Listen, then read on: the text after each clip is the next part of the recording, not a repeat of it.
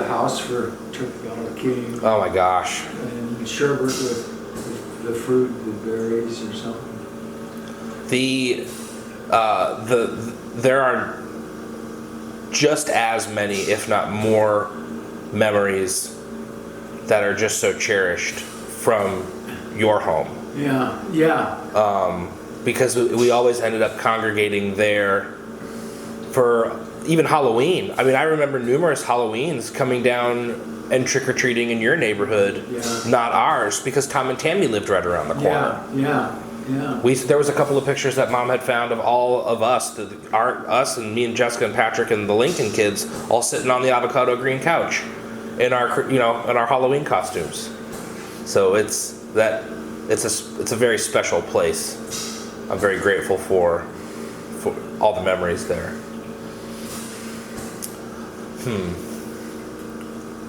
Trying to ponder how to pick your brain.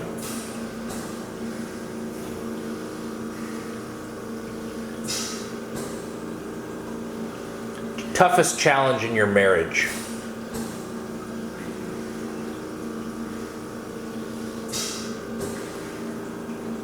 You and Grandma had a beautiful marriage, so I know that that's hard to pinpoint.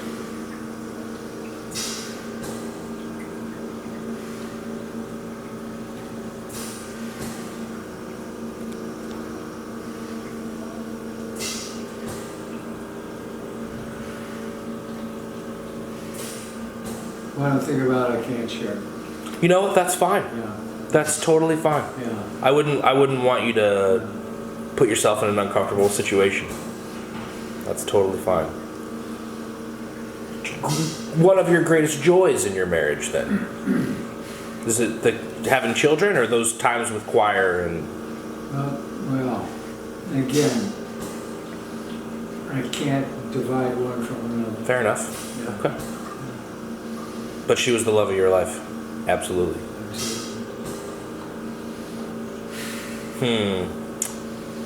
Well, I don't want to dive too deep. I wanted just words of wisdom from Roy. That was it. What advice would you give me as a young father and young in my marriage?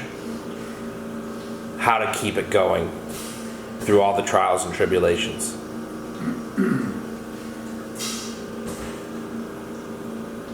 Control your tongue.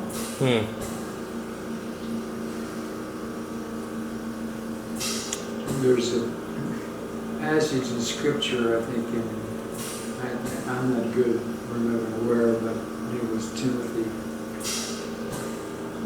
where he's saying basically that the tongue is like a rudder.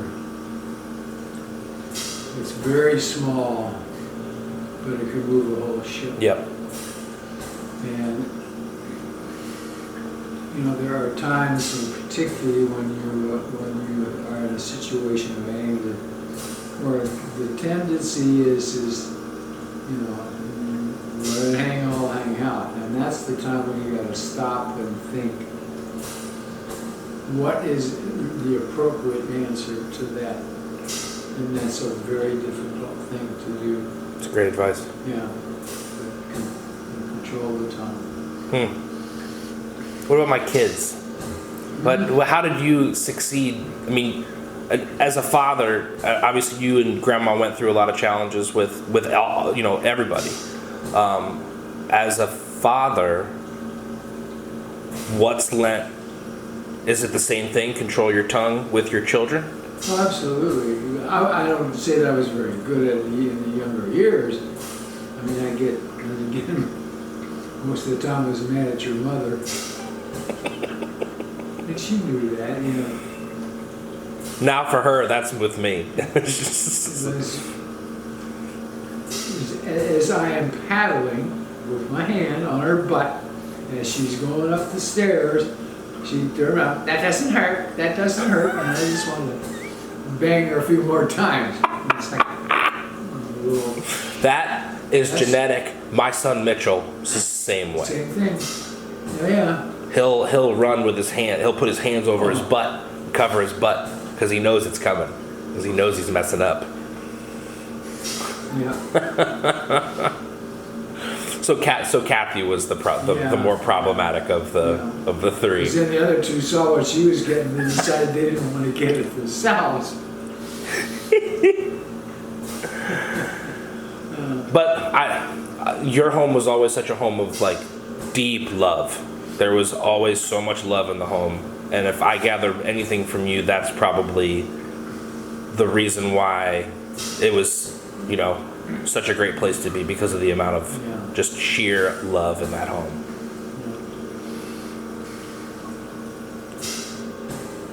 Did you get my Facebook message? Did you read it? I did, and when I read it again, I remember reading a portion of the portion you were talking about. Yeah. And at the time, I thought, where did that come from? And then I thought, I don't think that's necessarily aimed at us. So, when that bullet was fired, I knew who it was shot at.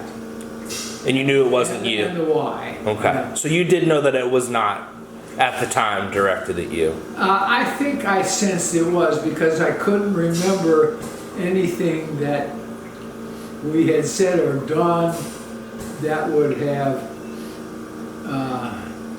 created that firestorm. Yeah. Okay. Yeah. So I did read it, and the apologies that are accepted, because I think Jen and I both knew that wasn't us. Good. Yeah. Good. So you can wipe that one off your. Well, I worried about it for a long time, and I was in my hot tub, and I was just kind of pondering, and I had my phone out, and I had a cigar lit, and I was like, you know what? It's time for me to say something about that. Yeah. And it was well put together. So, good. Yeah. I'm glad you know.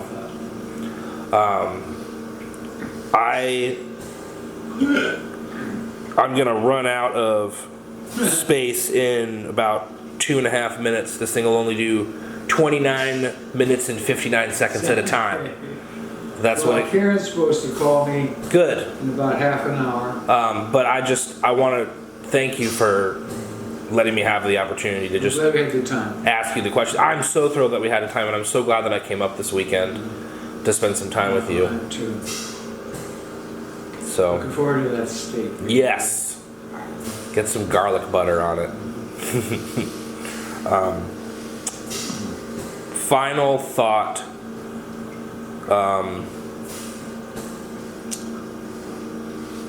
This one's for Patrick. May God grant you healing of your spirit and your body Yeah, in every way. yeah.